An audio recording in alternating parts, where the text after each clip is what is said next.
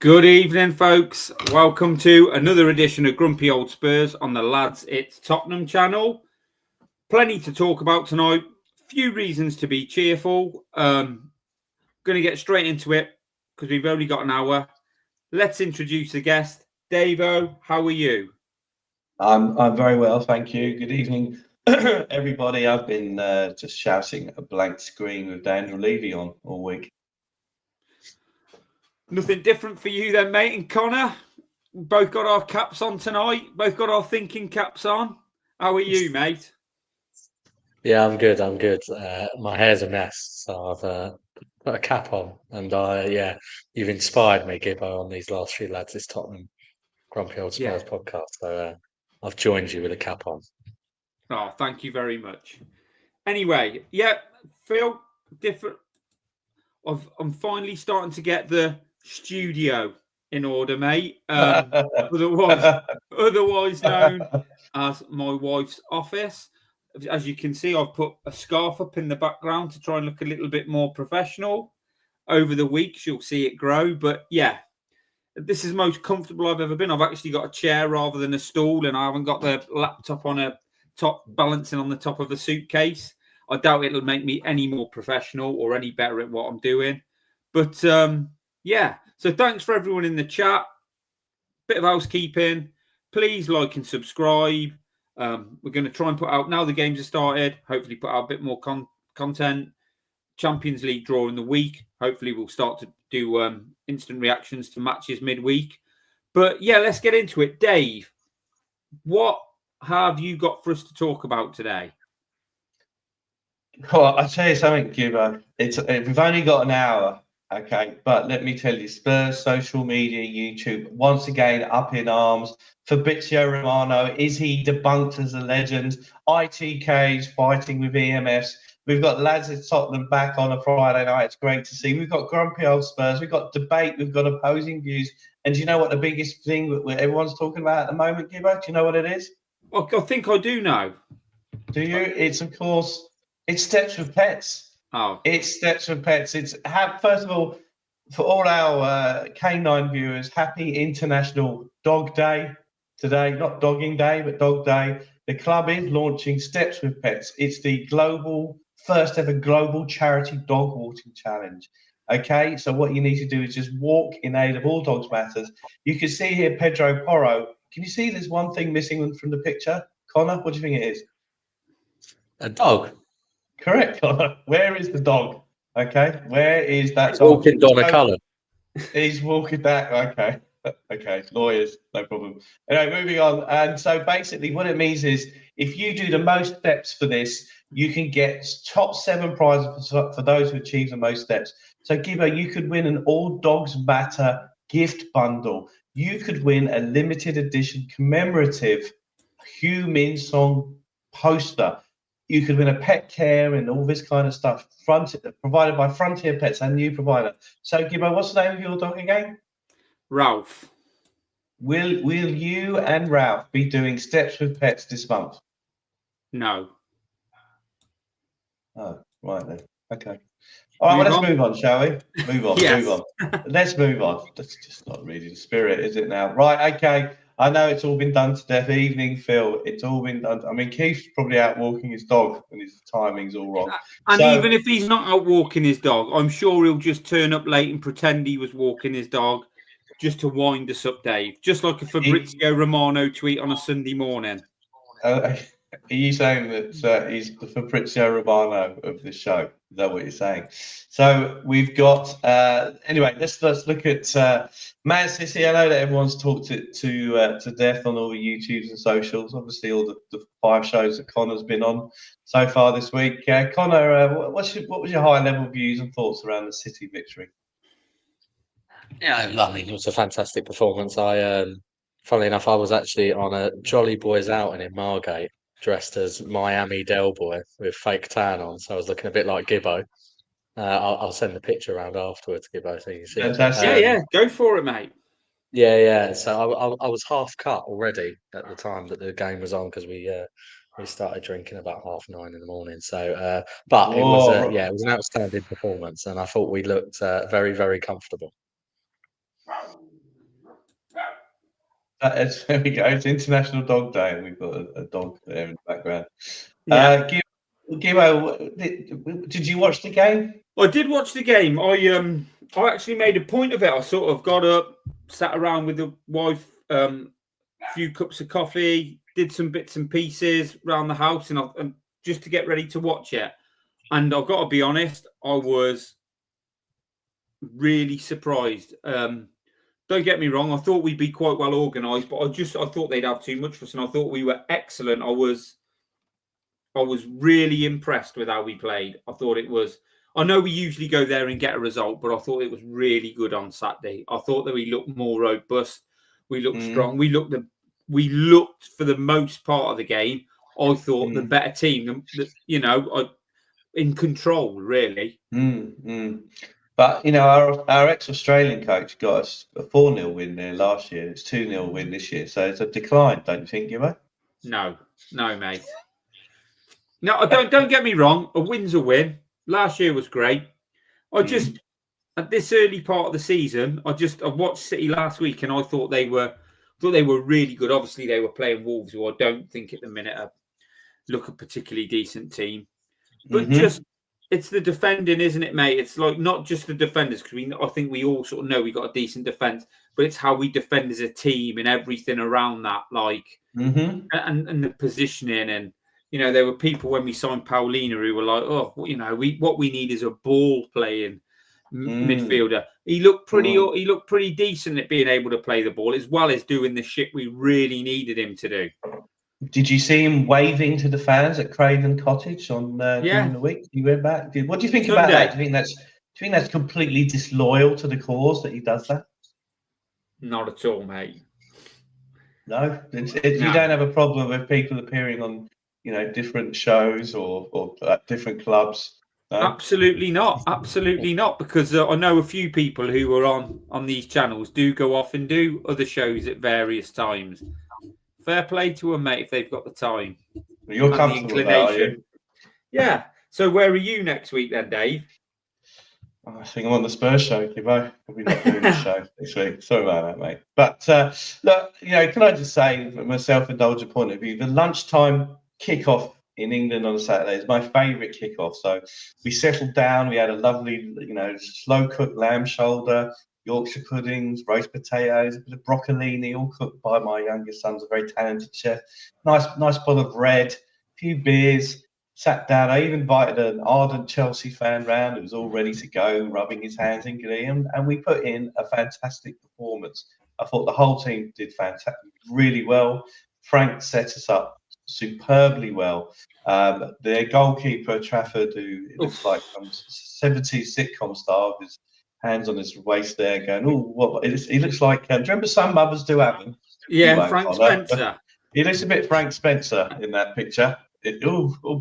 All pet, what have I done now? And it's a shame to see that great human rights activist Pep Guardiola campaigning for causes around the world in the pay of sports watchers get upset about the fact that he has lost to us again. So I'm delighted, very happy. I think the fact of the matter is, and we'll get to this in a minute, this is almost like the opening reign of Ange, of course, where we were top of the league until November. But the challenge that we've got, and we're going to get into this very, very shortly, is this is looking good. This is looking promising. But when we start to play 2 games a week, I have a sense of dread and foreboding. But of course, it's easy to be negative, Gibbo. Okay, it's easy. I was going to bring this up. I don't know if obviously Connor was 3 parts cut. But it is just like now, obviously, it will lead into the transfer window. But as we've seen in 2 games, the relief, sort of kudos, can take up when you're sort of like defending against those teams. Kudos has got he's really good at keeping the ball and taking you up the pitch and drawing a foul and letting you get out. If he gets injured, if we go, well, as we'll talk about later, but if he was to drop out. Yeah, we have got your Odebears, your Towels, Johnson, who can go back over on that side, but none of them do that, do they? Do you know what I mean? So once again, we're in that position where that's brilliant at the minute. But to try to keep this going and be more and for it to be more consistent over the course of the season, that this squad's going to need to be better. And like Paulina, brilliant. I mean, if he goes out, Gray can't do that. And I'm not digging Gray out. He can do job. None of those other players that we've got can do that. So that's going to lead to some. But yeah, I thought they were brilliant. I thought Sarr was fantastic. But that shows you like what Sarr can do. This squad improves. We get more players in. Like we played three completely different midfielders against Burnley. We can mix and match, and hopefully keep players from overplaying and getting injured and stuff like that. But we've got to build the squad up. But it was just really good to see a sort of. Even at 2-0, I never sort of felt nervous. Like they're throwing themselves in front of balls, aren't they? The defenders as well. You know, Romero. I know Romero. You got a little bit of a thing about him, Dave, but he was our captain. To me, he's our captain now. It's time to get behind our captain, Gibbo. Yeah, but it was decent, and I just hope Spence doesn't get picked for England because I don't want him playing too many games, mate. Because he was fantastic. No, but let's hear from our manager. What did he have to say about it all? Of course, we're now in Frank Ball time. Obviously in a Danish accent, he would be saying, very delighted, extremely proud of the player's performance. It was an He's not Arnold Schwarzenegger, mate. Here at the Etihad, even more difficult. The first 35 minutes, though, was barely evening, but with City on top. Second half, we were very good, and the big spell where we could think that they could put pressure on us. We were very aggressive in the high pressure. I thought we were very front-footed with the mindset to constantly go for the third goal. Yeah. Are you in love with Thomas Frank, Connor? Yeah, I mean, you lads will remember I was a advocate of Frank's, I think, when we were very, very, very early days in terms of, I think he did an outstanding job at Brentford, and I think he's absolutely deserving of this chance to manage a top club with huge ambition that the owners of this club show. So yeah, no, look, I think with Frank, I think he's an outstanding coach. I mean, for me, just we spoke a little bit about the City performance already, but it was the fact that it wasn't just a low block either. We had the centre backs pressing high, but doing it in a structured way, not the Ange way of people running all over the place. So it was, he's just a top coach, I think. But unfortunately for us, I think it almost is more frustrating because you see what a top coach he is and what we could potentially do if we actually backed him in the right way. And as Gibbo was saying, Kudus and Paulina have almost proved that in terms of, you actually sign established men rather than kids, and it makes a bit of a difference. But unfortunately, it's another manager that is looking like he's going to be left short. What do you mean? What are you talking about there, Connor? Well, there's a transfer window open at the moment, Gibbo. Dave, sorry. I even got you confused. There you go, Dave. There's a transfer window open at the moment, mate. I think, though, is it time for the smorgasbord, do you mean? Let's get on the smorgasbord. But you were about to say something, Gibbo. Go on. No, I was just about to say, I know I used to sort of like really labour the point last season, but how good it is to see us actually being coached.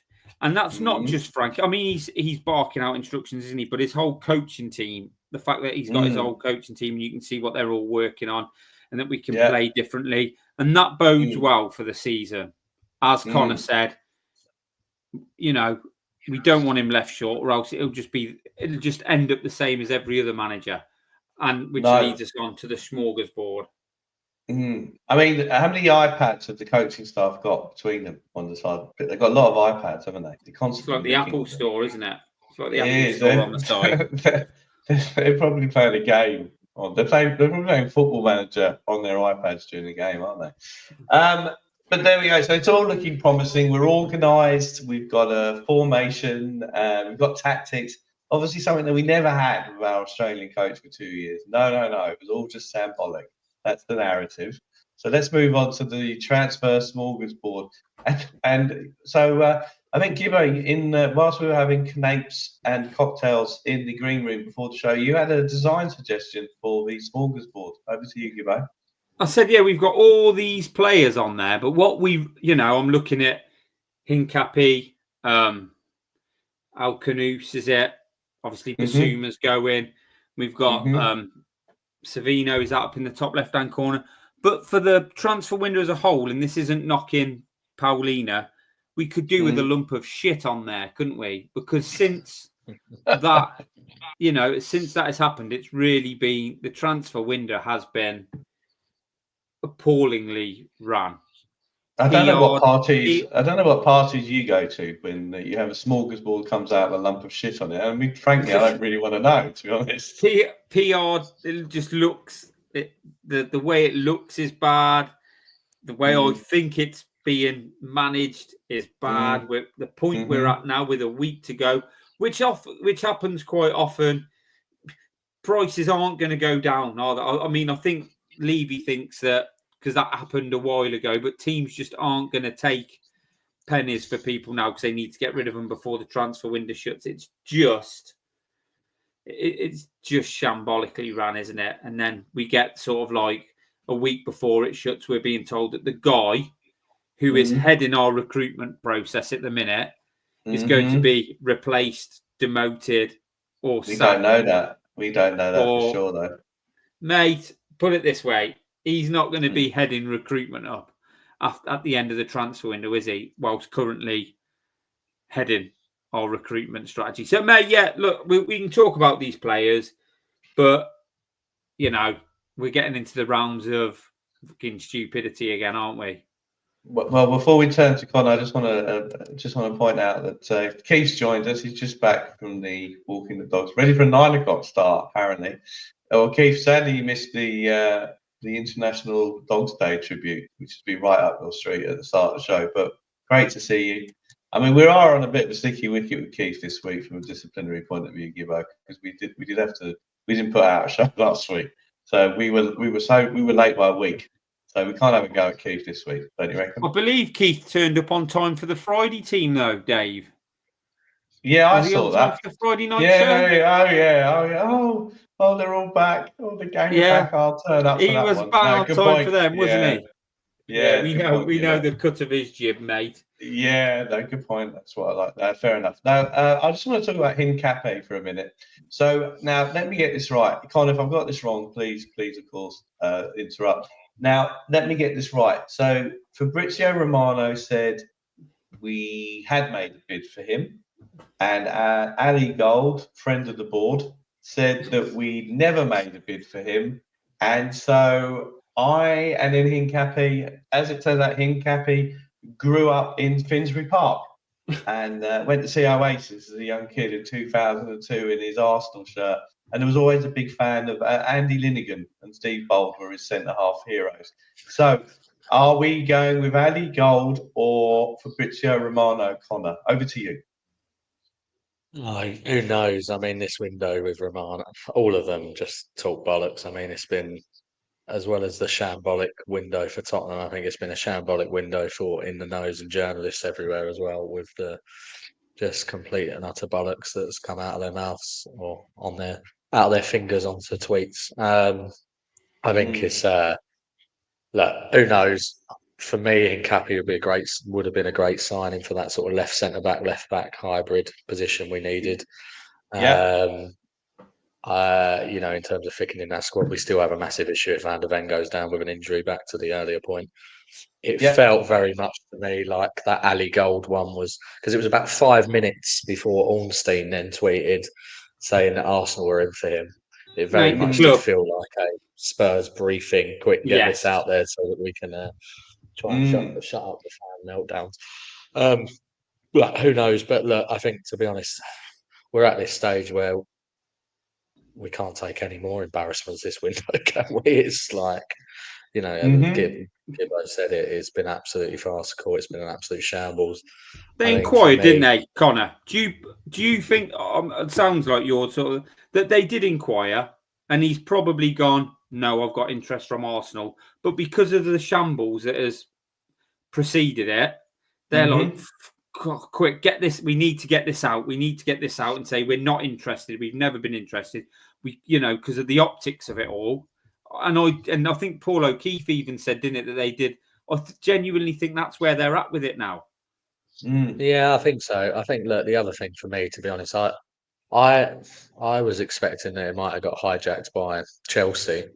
Or Liverpool gone in for him. I was quite surprised at the Arsenal one, because I just thought, oh God, Arsenal, are they really going to go and spend even more money and shut us up even further in terms of their spend? And for me, it probably starts for Chelsea, right? Whereas with Arsenal, it's obviously a squad depth.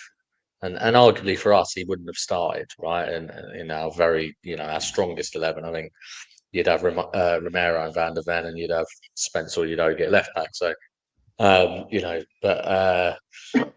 it's just another one. I think it looks like absolute panic stations. The window's just been an absolute shambles. I said on another podcast, one of the many that I go another on. podcast. Yeah.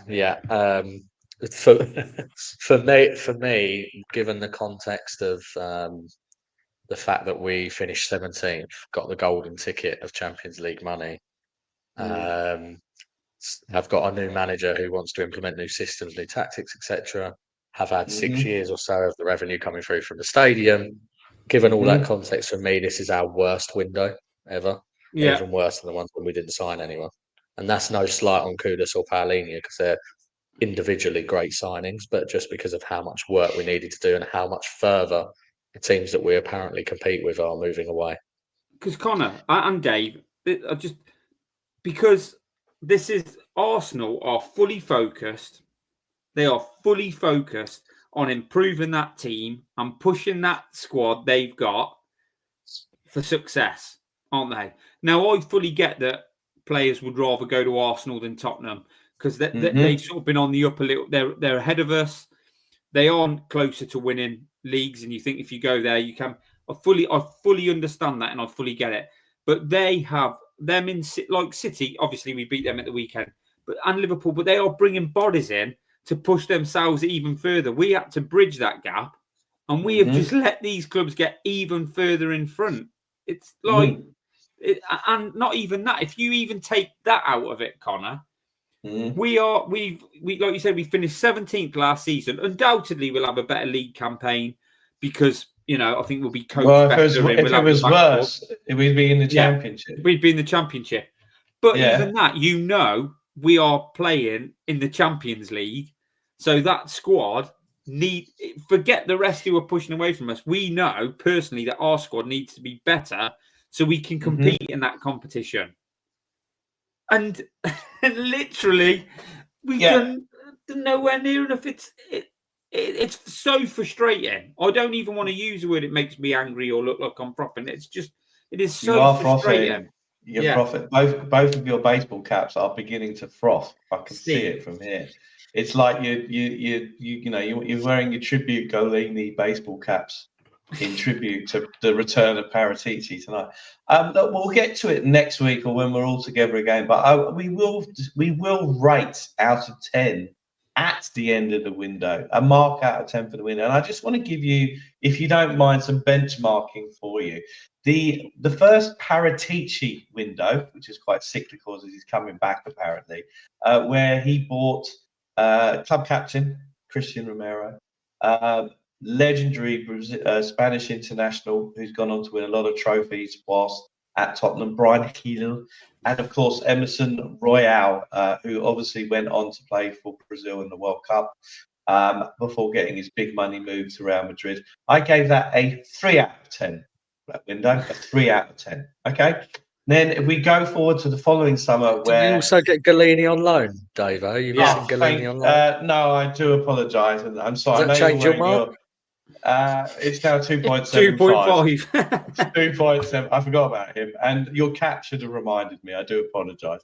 Moving on to the following summer, where of course ENIC ploughed in that 150 million up to war chest. For on and off the field activities. We got in Perisic, who I still love. Perisic. Yeah, good signing. We got Forster, who did a job. Richarlison, he's now come good 4 years on. Who else did we get? Basuma, he's going consistently inconsistent. Jed Spence, a futile leading exercise in saving pounds and pence. And then, of course, one of my favourite players of all time, Clement Longley. I gave that a 6 out of 10. So you had the 3, you had the 6. Last year, when we were getting into a campaign where we were going to be playing more games in the Europa, we got to 5th. Our avuncular Australian got us to 5th. The platform to get us our first trophy in years. Going into a competition with more games throughout the season, we got Timo Werner, legend. We got Dominic Solanke to replace the club record goal scorer from last year. And of course, we got Bergvall and Gray. That's who we had. And then Højbjerg You've missed the window. Hey, you've missed one. You've missed like Benton. I'm only going summer. I'm going summer. I'm only going in the summer. Borrow. I don't do No, I don't do that. First summer, haven't you, as well? Udoggy, Vicario, Madison. Udoggy. I forgot. Vicario, Madison. I forgot Angie's first. To be honest, I forgot the rating I gave for Angie's first summer. So on the I know what you're saying, Dave. Yeah, so I gave that a 4.25.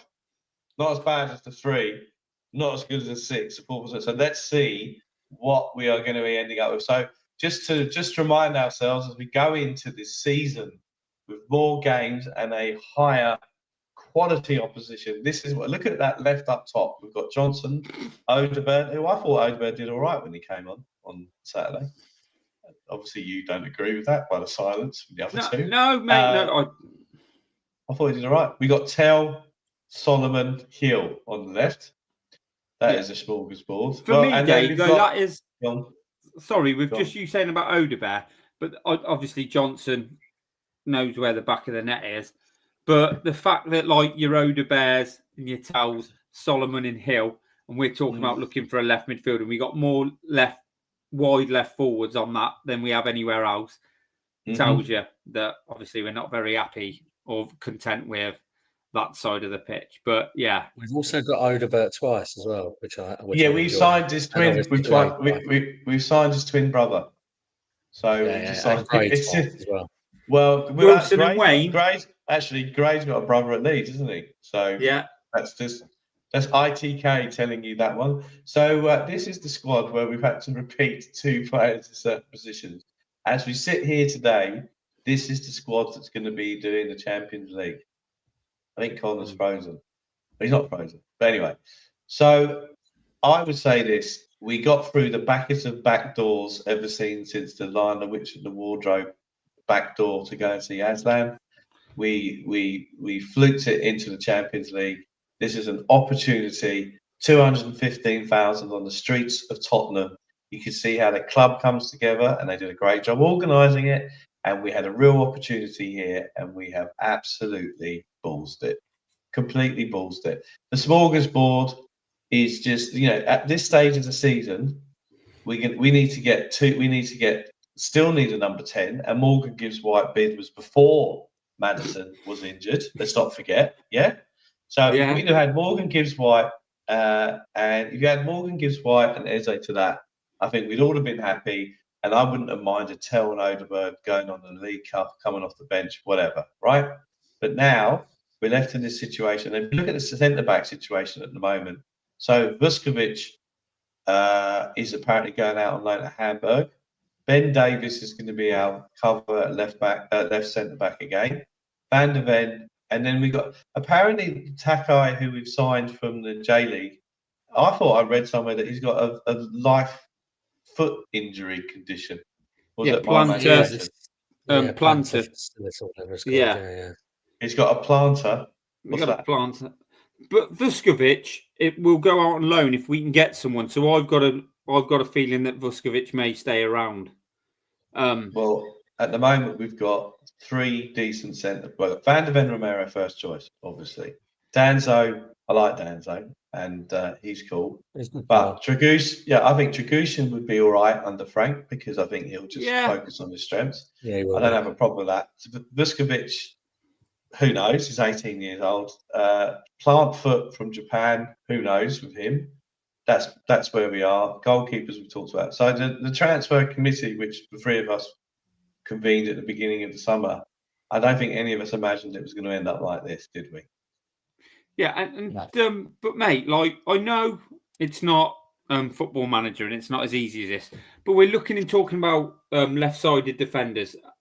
Ake at City, they're talking about Ake would be perfect for that role. I like Ake. I've always liked Ake. He can play left back. He can play. If you were playing a back three, you could probably go in the centre and Van der Ven out on the left. Do you know what I mean? So he's a versatile player who's used to being used in squad rotation. There's options out there. He's a big. Even if you went and got him, you're at the point now where you go, look, let's just get him in on loan for a season. But you don't even that doesn't seem to be happening, and it's just like I'm genuinely at the point where I sort of think to myself, you see like links come up, and you think to yourself, yeah, I can see that. Whereas now, genuinely at the minute, mate, I'm thinking to myself, I haven't got a clue who we'll go for. Like we had some links and some serious links, and now you're sort of like, I've not got a clue who's going to end up in this squad. I've not got a clue. Like a couple of weeks ago, you thought, yeah, Savinho, where's that? You can sort of see it maybe happening. Whereas at the minute, it's just sort of like they've got a dartboard in the recruitment fucking room and then throwing it at it. Like the talk about Morgan Rogers, mate. And I'm thinking, we cannot even get like Eze, I know went to Arsenal and what happened, but it was like 10 days or whatever before we'd even got close to sealing the deal. How the fuck are we going to go to Villa and they want big money? How the fuck are we going to do a deal with them in 7 days? Morgan Gibbs White, yeah. Morgan Rogers. Yeah. I've never known a window for us to go for two Morgans. So many Morgans. Right? Yeah. What about Morgan Freeman? Morgan Harkett from our half? Yeah. He's not really Morgan. Well, we do that. Smorgasbord, as it might be. Yeah. It's a Smorgasbord. I like it. Nice work there. So have you got, right, so we're seeing links and stuff today. We need a number 10, don't we? Who can you reasonably see them getting in that role now? Well, I mean, then there's no way they're going to sell him to us the second time in the window. But I mean, the West Ham bloke, Paqueta. I like Paqueta. I would take him all day long, but yeah, I like him. I like him a lot. And I think with him as well, he could play that number 10 role, but I think he's capable of doing what Bentancur does as well. Yeah, absolutely. I could take Paqueta, but who's going to want to sell now? This is the thing with Levy, because where apparently Levy got so excited the fact that he was a genius in the transfer market is the January transfer window, I think, of 06 lasagna season, when he sold Davis, Mendes, and Hamero to Portsmouth all in one go, and he thought he was the main person to do the transfer market, and quite clearly it's just not the case, right? So who are we going to get? Who are we going to get now? I mean, I thought we'd go and buy that Leicester player just to piss off Steve Parish. I can see Levy doing that. Do you know, like, obviously they were talking about Savinho and the figures involved in that. They're talking about getting that guy. Why is nobody mentioned? And I'm not saying it'd be an easy deal to do, or we could do it. Nobody's mentioned Matoma from Brighton. What a great signing that would be! I mean, what a great signing that would be. If Brighton sold Caicedo for 80 million to Chelsea, he's got 80 million. 2 years left on his contract, and he's older than those guys. So I don't think you're talking in that realms of money, but I think you'd probably get him for the sort of money we were talking for your Eze's and your Morgan Gibbs White. Yeah, he's slightly older, but he's a fucking good player. He's not Football Manager, Gibbo. Come on. It comes back to what Dave was saying, though, right? In terms of, this is the problem with all of these people. They're saying don't judge it until the window's over. You get into the last week, and to Dave's point, these clubs don't want to sell because they can't get replacements, and they're not in the position where they have to sell because financially no one is in dire straits particularly. So, because we're not 10, 15 years ago. So this is the issue we've got. This is and why why would any of these teams, unless the player is to go on strike or something like that, why Mm. would any of the teams Well, worry about selling these players? Paqueta wants to leave. West Ham maybe need to get some bodies in and get so possibly there. You go to United and there's talk of like Mainu. Obviously they need to move bodies on. So you got Mainu, Garnacho. I could possibly see Sancho. I could see that sort of like in the desperation state. Please, I'm not saying that. I'm not saying these are who I want, Dave. I'm just saying like when you look at it now. Well, obviously, I don't know lots of players outside of the Premier League. I mainly watch the Premier League. And you're looking at clubs that you could go to get players to fill those roles. Yeah. You know, people say about, Chelsea got Nkunku. They're not going to want to give us their player. They're not going to want to help us out. If they're going to help us out, they're going to want some help back. They're not who doesn't deal with Tottenham anymore because of Levy? Chelsea. But Parish Council. It's a different situation, isn't it? But like, I think we're at a point now where people just don't want to, and that keen on dealing with Tottenham, especially people who dealt with them before because of how they've been dealt with Levy before. I read somewhere in the week that somebody had said that dealing with Daniel Levy was like going for a piss and finding blood in it. I can't remember. I think that was Man City when we did the Kyle Walker deal. You then got Ferguson, who said it was more painful than his hip replacement. Yeah, you had the Leon. Chairman with over the Lloris. Yeah, the Leon chairman over the Lloris deal, and he said in French, "Très mauvais." He said it was very bad dealing with Levy. He said that in French. But we are. This is the legacy. This is Levy's legacy we're getting now. People stadium. Well, the people not wanting to deal with us, or people are trying to get one over on Levy. Yeah. And Tottenham, they see Levy as Tottenham. So we're getting the fucking, we're getting the brunt of it. But yeah, I think genuinely, you usually look at these raw targets towards the end of the window to improve that squad. We're just sort of like now thinking. So I think what we're saying here, are we saying that this is something to do with Levy, Connor? What do you think we should do about it, Connor? I think that I've argued for a little while over this summer, that ENIC is the bigger problem than just Levy himself, because the ownership are the biggest issue. They set the parameters and they don't invest, and there's loads of reasons. Hold that thought there, Connor. Hang on, sorry, before you get that slide up, can I just say something? I believe we are willing to spend the money that we've put up for none of this, like I've spoke before and said, the fake bids. I think we are prepared to spend the money. I think we are. I just think we are that bad at doing it. Mm-hmm. The people who are involved in the recruitment and that process of structuring deals that we can't spend the money. I think that is the problem now. We're finally about trying to actually spend a bit of money. We just can't do deals. And obviously, like I'm saying about Paratici coming back, I know he's had misses, but I think he's used to operating on a higher scale than maybe someone like Lang. Used to dealing with like the bigger clubs and trying to persuade clubs and broker deals. Okay, all right. But I would say in rebuttal to that, in the 25-year track record, excuse me, we could put up a squad of players we nearly did the deal, or it just couldn't get done, or we were serious, or it's a whole squad. Yeah, and mate, so I do get as the deepest cynic on this show and on this channel, which I know that people say, do you know how hard it is to do transfers? It's not Football Manager. Well, every other club manages to do it. Oh, and guess what? We're in the football industry, and in the football industry, you do transfers. So all this, it's all, to my mind, it's performative. We're trying our best. We've got the money. Every penny goes into the squad, and it's all a load of old nonsense. Look at Forest. Look at Forest. Forest have made some really good signings, improved their squad because they're playing in Europe. Look at Everton. They are trying to improve their squad. And both of those clubs, Everton and Forest, have had PSR financial difficulties and seem to come away from it and are now pushing on.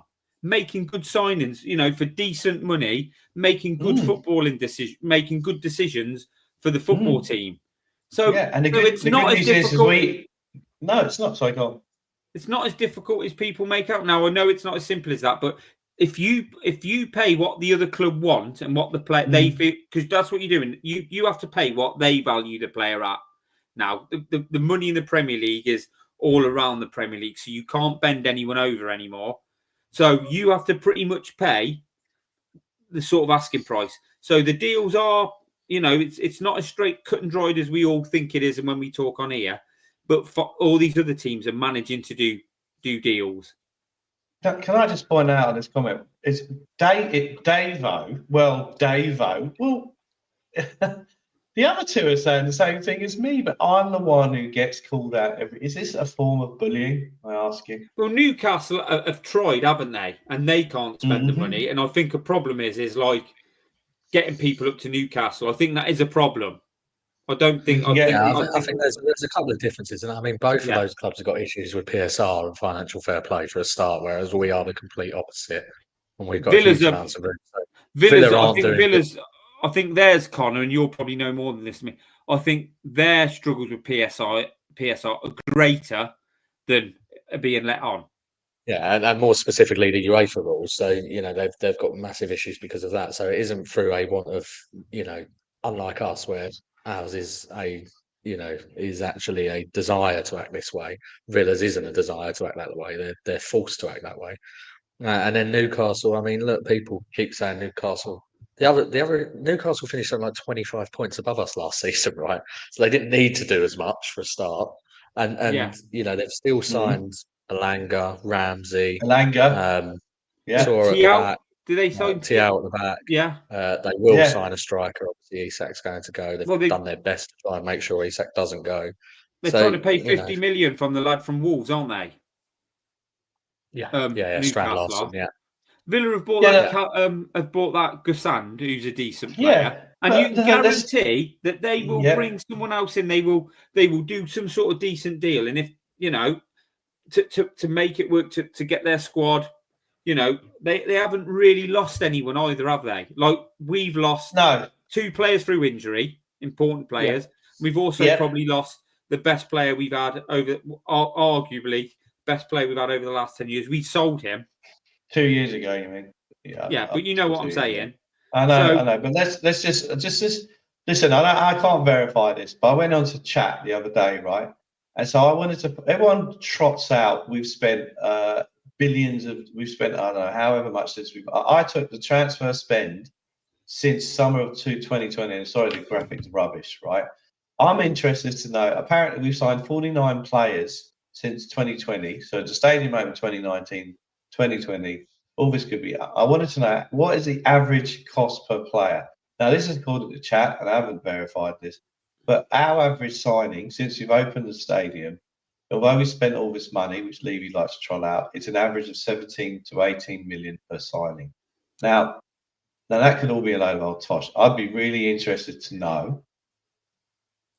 Oh, good feedback there. I'd be very interested to know what our spend is, average spend per player is, since the stadium opened, compared to the other top six. Because if it's true that we spend an average of 17 to 18 million per player, which obviously means that, and that goes to the salary ratio versus the revenue. So we're not buying an oven-made peak player, an Eze, a Morgan Gibbs White. That is really where I believe we were sold the promise of the stadium. We will compete. We can compete at a higher level than if we're still operating like we're in a 32,000 capacity stadium. Yeah. And that is the thing that is the issue for me. I wanted, and we talked about this at the transfer committee, I wanted us to sign 3 players this summer on top of everyone else who we'd pay 250 grand a week with the commensurate transfer fee we pay that would improve the first team.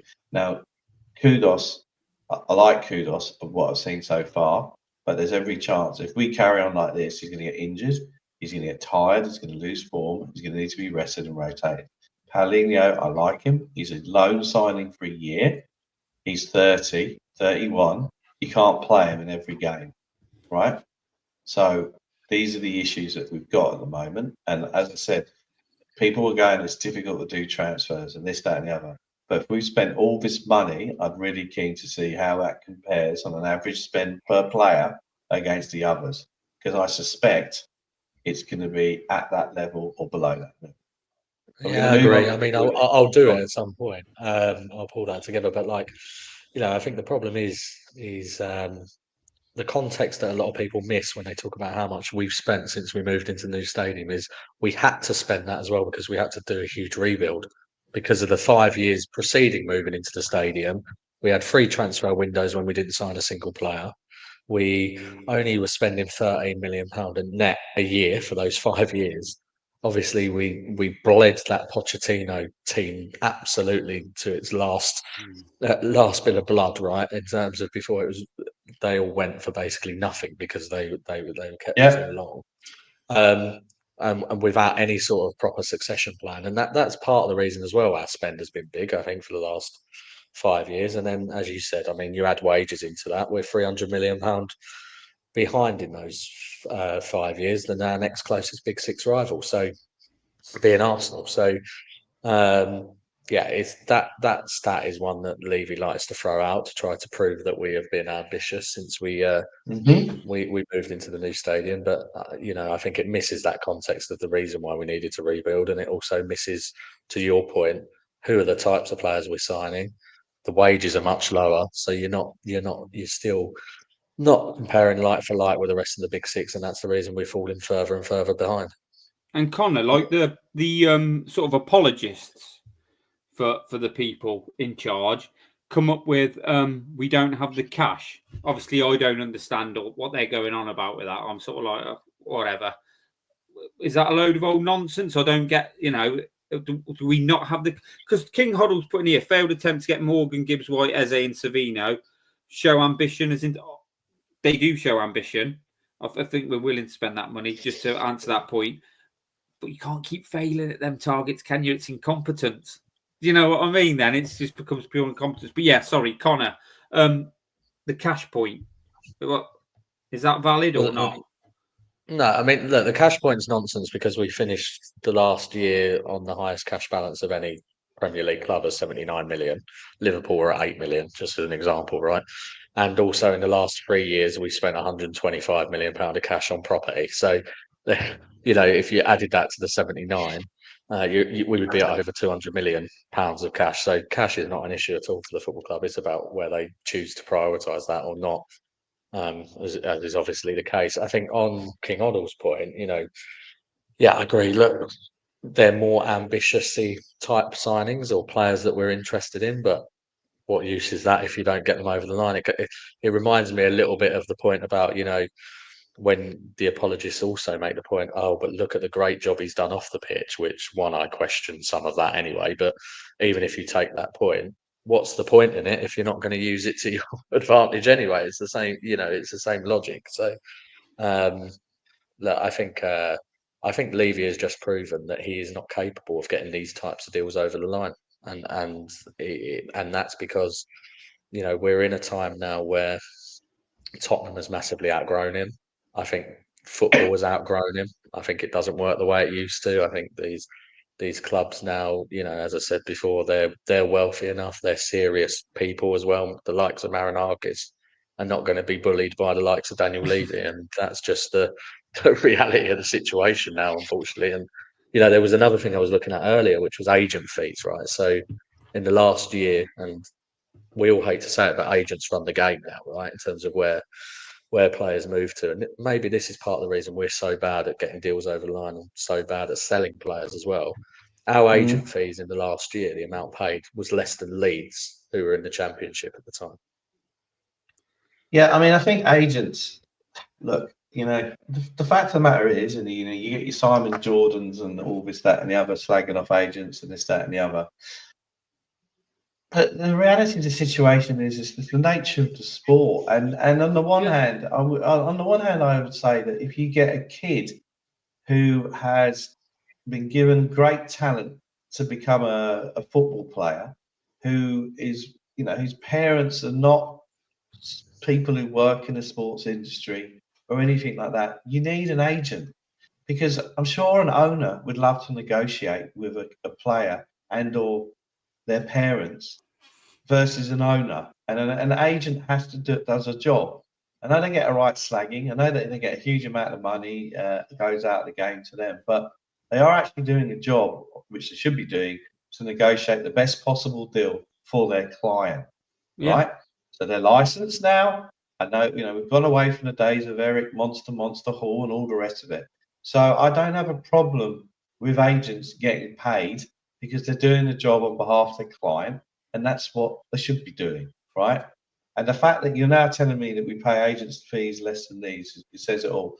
So can we just move on to, there is a planned demonstration again this weekend before the Bournemouth game, and there's been a lot of talk about change for Tottenham, and I want to have a quick chat about that. And it was talked about on Friday night show as well. So change for Tottenham had encouraged an email campaign to send emails to the board in a respectful way. They're going to be doing another demonstration this weekend. They did one on the first home game of the season that wasn't well attended at all. And the point I made on Twitter was that I think you should wait until the window is over. And I was accused of being a clown that the club needs to get rid of. Levy lovers like you really need to try a different sport. So I went back to him and said, "How about pickleball?" But he didn't like that joke. But there we go. So I just want to talk about this for a bit. Obviously, we've had change to Tottenham on the show. And this is my own view. Let's be very clear, because you two are also consenting adults with your views, and everyone else has got different views on this channel. My view is this, is that I was supported. We talked about change to Tottenham on the Cheese Room 2 or 3 years ago. I felt that they are the kind of middle ground between some more people who are, took to being very aggressive with other people on Twitter and this, that, and the other. And I've always thought that we need a middle ground group to kind of unite the fan base and get people talking about the owners and call them out and using facts, which is like a lot of the work that Connor does on X and the analysis that he does. You have to use facts rather than just going, because that doesn't work, right? And where I think the ownerships don't like it is when you use facts against them and point out all of these different things. And when Levy makes his statements, the work analysis is done by Connor to point these things out. And I just think the change for Tottenham at the moment, and I've said this on Spaces and things like that, is they need to be more strategic than they currently are. And they need to execute better than they currently are. Now, there's a huge amount of work that goes into organising these kinds of things. You have to liaise with the police, you have to liaise with the club. There's a lot of work that goes on in the background. There needs to be work around communication, executing communication, implementing it. And, I think if you have a person behind the scenes who pulls all that together and is a great organizer, then that's something that the work that they do. And I understand, I'm not going into it, there was a change behind the scenes in that regard. And I just think that the whole thing needs to be executed better. Everyone has got a right to either. What amazes me, and I'll shut up in a minute, is the fact that as a fan base in totality, the kind of tolerance and patience that's been exhibited to the owners over the years astounds me. It astounds me with people who I've been going to when I get over there and all the rest of it for years, that no one is prepared to join a protest. Maybe as part of people's match day experience is they don't want to do that. They want to go and have a beer in the pub that they normally go to. They want to go and have a fry up in the caf. They want to go and then they want to go home. And that's what it is. So I just think that strategically there's got to be other ways of getting the message across in the mainstream media. And the message is, you've had 25 years of this. So, there's this question about, well, Levy can't fund this himself, these transfers as an argument. Levy's now worth $500 million. He's gone up the Sunday Times rich list, the last published, by quite a few places. So he's made a good amount of money in this. He's a very good businessman on behalf of himself and Enid. But I just think we need to have these conversations and be more strategic. Connor, what are your thoughts? No, look, I don't disagree with a lot of what you said. I mean, I was one of the 15 or 20 on that Really? protest on the first game. Unfortunately, I can't make this Saturday's because I'm not at the game, but I would have been there. And I think I think you're right. I think football fans are quite fickle, right? Just as a sort of starting point, you know, it only takes a couple of big transfer links or you know, a big win over Man City, for example, to crush some of those numbers. And I think, unfortunately, for us, the fan base is still a little bit split on Levy and ENIC in a way that maybe the Man United fans ain't really on the Glazers, right? I think most traditional Man United fans, not tourists or day trippers so much, perhaps, but most traditional Man United fans want the Glazers out, right? Whereas I think at Tottenham, you've still got a little bit of a split. That being said, I mean, most of the people in my circles are ENIC out.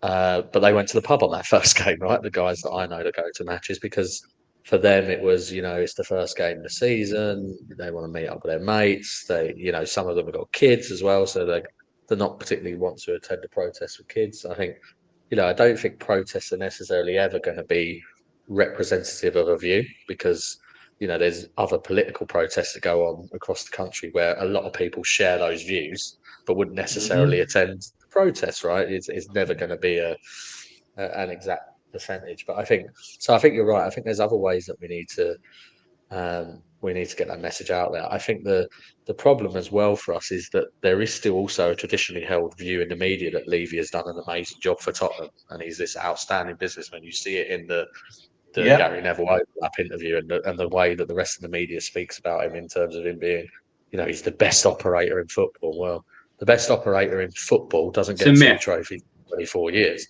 right? And yeah, correct. I think there's ways that we need to get that message out there for sure. Protests are a start. I didn't particularly agree with this most recent email campaign, I have to say, because I think you're going to get a lot of people write certain things in emails. I get they were probably thinking, look, it's an easier way of showing the board that there's people that are dissatisfied and they'll, you know, it's a bit of noise disruption, isn't it, to email inboxes, and I get that. But I think personally they should have just done a properly drafted and crafted email from Change for Tottenham, taking into account a lot of the very specific facts that you mentioned earlier, shared that through social media and did it that way. But look, I think there's a piece around education. I think there's a point that people aren't necessarily going to change their view that easily as well. No. So you do need to make it as easy as possible. I can see why they went for Change for Tottenham rather than just ENIC out because although for me it's ENIC out, you know, whenever you have a movement like this, you want to try and appeal to as broader audience as possible. But in doing that, you also risk muddying the message a little bit, don't you? So it's really hard, and people are critical either way. You get the staunch ENIC out people that are critical they're not going strong enough. You get others that say they're too strong. You know, it's really, really difficult. What do you reckon, Gibbo? I think it's time for. I mean, I don't go to as many games. Nowhere near as obviously Connor's a season ticket holder. People want to protest. I think that's great. I think it is time for change. I think there does need to be change at Tottenham. I look at it, as I've said on this channel before, I want to see better footballing decisions made at the club. Whatever, you know, in recruitment, in how we hire people, the people we have involved in those decisions, how it's, you know, I was thinking that maybe when Vinay came in or Vinny Venkatesham, that may happen. But yeah, when I look at the protest, I think it's like, I totally agree with you. You're always going to have those people now who are probably more people who are a certain age who go and it's their day out and they want to watch Tottenham and they can probably, they've seen it all and they can take it on the chin, whatever happens on the pitch. And it's about having that time with maybe family or whatever. And they're just like, I just don't need that in my life. I just don't need that bit of thing. Yeah, it will never change while they're in charge, but I just don't want that in my life. But I agree with you. They'll be like to the people who were sort of changed Tottenham, but we agree with you. So what change for Tottenham need to be is so those people like, we agree with you and what you're doing is brilliant and we support you, rather than going, yeah, we agree with you, mate, but what you're doing is fucking ridiculous. You just turn up, walk down the road. I'm not saying they do this, by the way. I'm just saying this is what it sort of comes. You just turn up, march down the road and chant, "We want Levy out." May as well just be called the "We want Levy out" group. It's got to be. There's got to be more to it than that. For me, I know that is probably ultimately what needs doing, but I just think it's got to be a little bit more. I messaged Connor when we were talking earlier in the group. I said I can't remember the word I used, but there's got to be a little bit more than it to just be in "We want Levy out." You know, classier might not be the right word, but it just needs to be a little bit more. We would like Levy to move along. Yeah, not just that. I just think it needs to be, the argument be a bit more rational and the way it's put across, like you said, and how you do it. Rob, there's got to be other facets to it rather than just protesting, because you're never going to get that many. And hope for the protest. So if people see that everybody will have their tipping point where they reach it and say, "I've had enough," and there'll just be people who will reach that tipping point but still don't want to do that.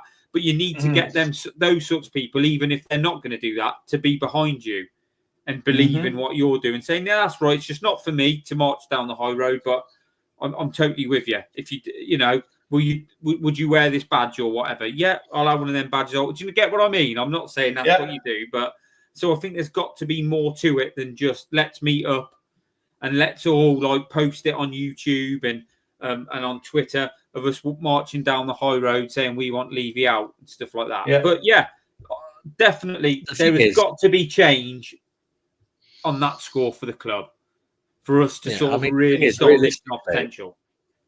Realistically, a movement like this and protests are not going to necessarily make, a ownership of a business that's worth $3.5 billion, force their hand in terms of selling or moving on, right? Or certainly not immediately. But what it can do is, you want to try and create media attention around it, don't you? 100%. You want to try and make it a little bit more uncomfortable for example, the corporate sponsors. Those types of things where they go, do we really want this? Do we want this noise? And this is where I think, and I feed this back to the guys separately and it's not an easy job, right? With Change for Tottenham, for sure, it's not an easy job. So everyone needs to realise that. But for me, I think this is where we need to. It almost needs to be we can't be organising these things with 4 days' notice either, because there's a lot of fans that want to potentially go to the protests who don't necessarily attend the games as well, right? Yeah, this is where we need to be a bit more organised. I think it just needs to be more. I just think just this whole thing of. I really just think that the more that you do demonstrations, the more you dilute the message in the campaign. That's my opinion, right? And again, a lot of work goes into this, and the volunteers, they're not making any money out of this, that, and the other. And I know there was a discussion on Friday about, well, we've got the trust, use the trust. Well, and I believe Change for Tottenham and the trust, I've had conversations and things like that, but the trust don't want to appear at these things. That's their right. The trust did try and organise something when the sessions happened, and for one reason or another, the demo didn't go ahead, and they lost a bit of face over that. These are all volunteers, all doing their stuff for the heart of the club. We've all got our heart for the club. But at the end of the day, I just think that if I think back to the campaign against Sugar and this, that, and the other, it was more than just about chasing his Rolls Royce down the high road, right? Go, goodbye. You want to say something? And it's also, mate, it's in my head. The credibility for me comes from, it was building up nicely at the end of last season from what you saw, and it looked like it was going somewhere, and it was all going along nicely. And then it comes to the most recent one, and just looking at it straight away with Eze and Savino, and nobody turns up. Yeah, do you know what I mean? It's got to be consistent. We could, if that's what you believe in, and you've got, say, like 2,000 people ready to protest, you need 2,000 people to protest the next home game. Even if we've signed Savino, Eze, and fucking Hincapi, whatever his name is, You need to be that the message still needs to be the same. Yeah. You can't just go, oh, that's it. We've signed 3 players. The transfer window isn't as bad as we all thought now, so we'll wait until the next time that we get pissed off that we haven't got. And I'm not saying that's what people are doing. I'm just saying, like, the message has got to be consistent. And there are people who are involved with it whose message is consistent, but the greater, you know, the majority, it has to be that. Look, you cannot say you'll come and do it, but you'll come and do it when we haven't signed so-and-so, and you're not happy with the transfer window. Then the minute those players come in, because it will gain no credibility that way. People will just go, look at that fucking idiot. He was all bang for it. Then the minute they've signed so-and-so, he ain't going no more. What, you know what I mean? And that's so... There's got to be that. Right. Now, I think we're well over the hour mark. I think it's time to wrap it up, I think. Well, nice little show tonight, wasn't it?